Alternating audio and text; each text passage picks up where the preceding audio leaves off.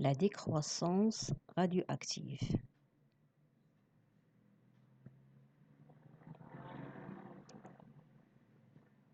Le noyau. Le noyau est constitué d'un nombre de neutrons qui est égal à n et d'un nombre de protons qui est égal à z. L'ensemble des neutrons et des protons constitue les nucléons. Le noyau contient donc A nucléons. A, c'est égal à Z plus N. Et le symbole du noyau, c'est X, A, Z. A, c'est le nombre de masse et Z, c'est le nombre de charges. Certains noyaux sont instables, c'est-à-dire qu'ils sont radioactifs. Ils se désintègrent spontanément pour donner d'autres noyaux qui sont, eux, stables. Pour arriver à un noyau stable, il y a des noyaux qui se désintègrent en passant par plusieurs noyaux descendants avant d'arriver à ce noyau stable. L'ensemble de ces noyaux, c'est ce qu'on appelle la famille radioactive.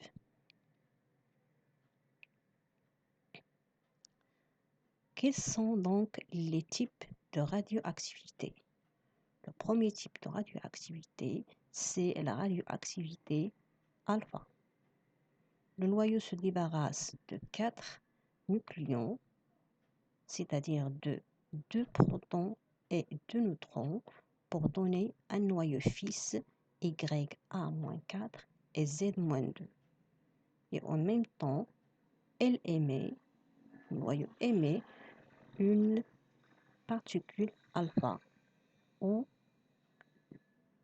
c'est-à-dire la particule alpha, c'est le noyau de l'hélium 4,2.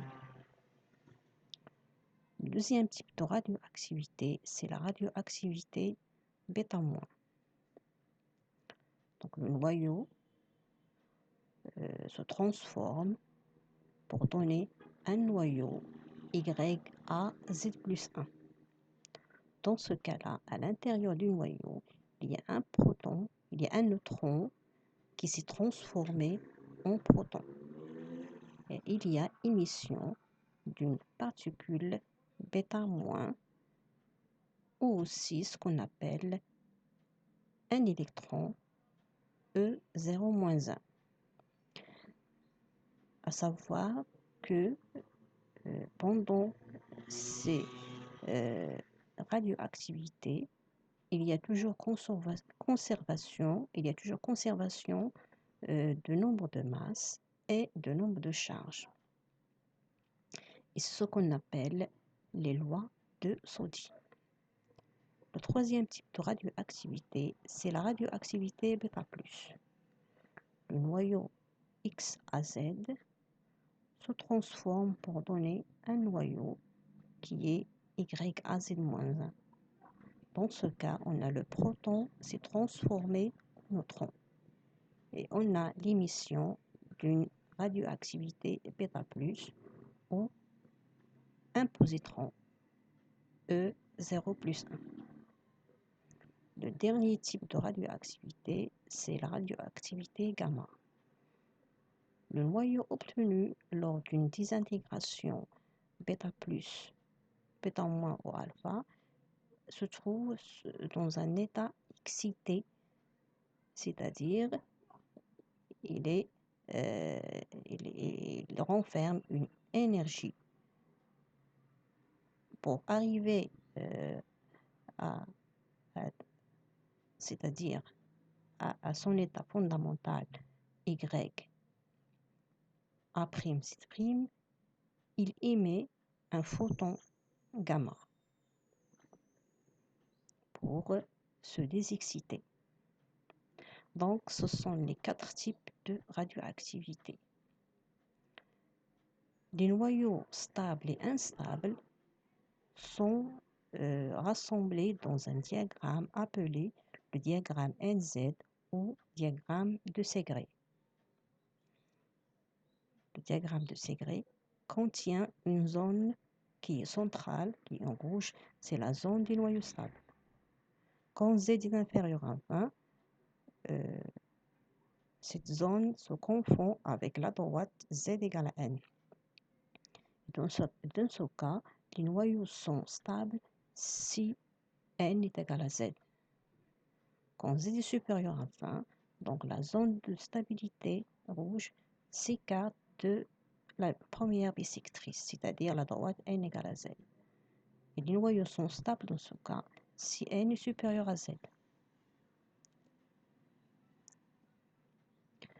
Donc, pour les autres zones, on a les noyaux qui sont instables.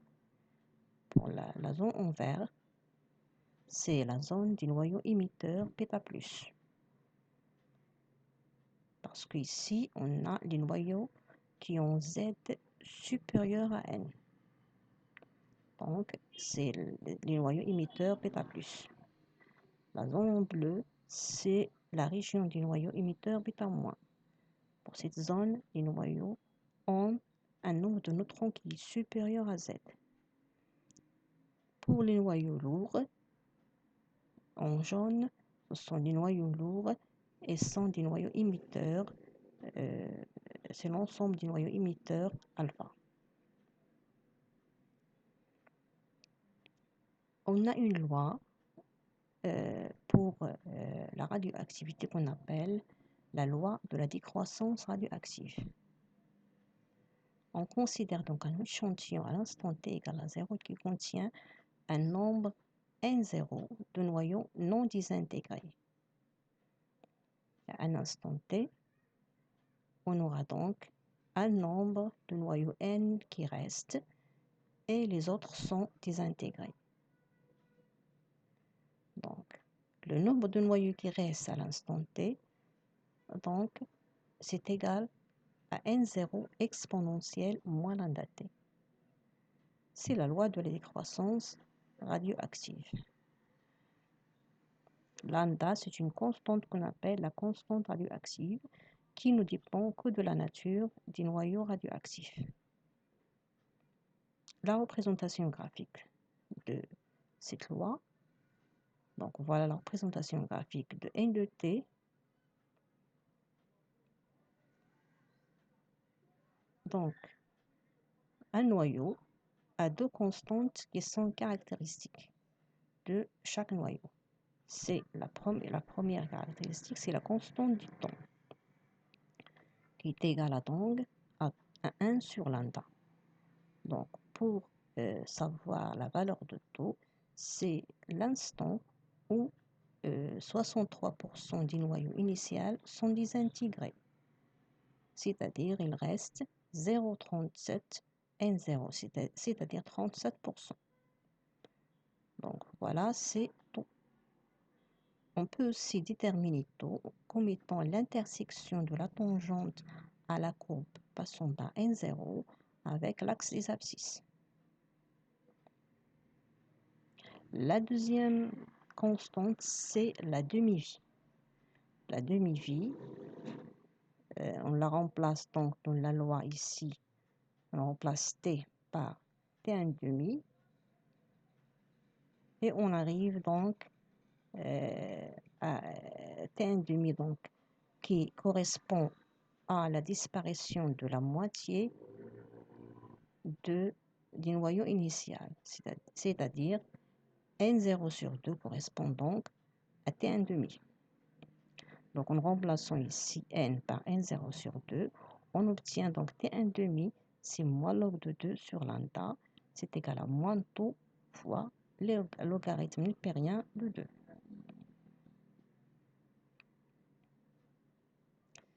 L'activité d'une source radioactive A. Donc, l'activité d'une source radioactive, c'est le nombre de noyaux désintégrés par unité de temps. Il est donné par la relation suivante, A est égal à lambda fois N, ou bien par la relation suivante. A de t est égal à A0 exponentielle moins lambda t. A0, c'est l'activité à l'instant t égale à 0. L'unité de l'activité d'une source radioactive, c'est le becquerel. Voici un tableau qui donne l'activité de certaines sources radioactives. Pour 1 litre d'eau, on a 10 becquerels. Pour 1 kg de granit, on a 1000 becquerels. Pour un homme qui pèse 60 kg, on a 10 000 becquerels. Pour 1 kg d'uranium, c'est 25 fois 10 à la puissance 6 becquerels.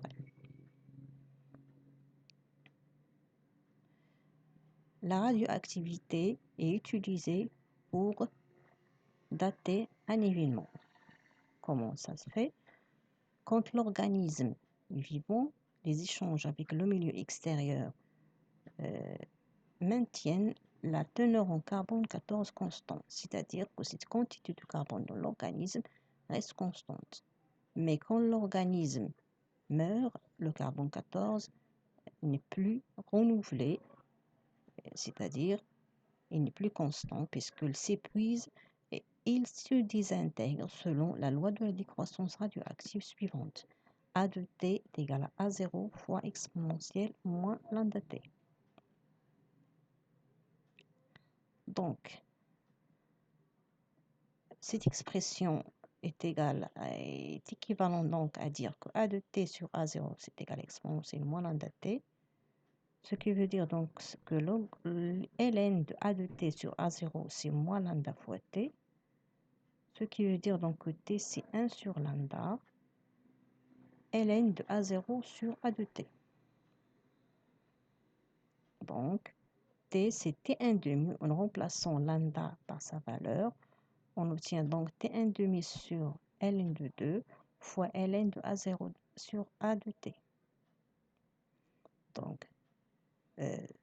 Donc ce temps-là, c'est la date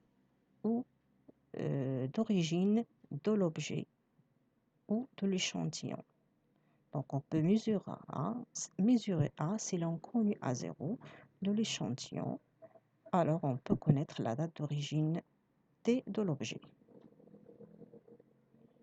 Donc c'est une façon pour savoir l'âge d'un échantillon. Donc c'est comme ça que je termine ce résumé de la décroissance radioactive et à très bientôt.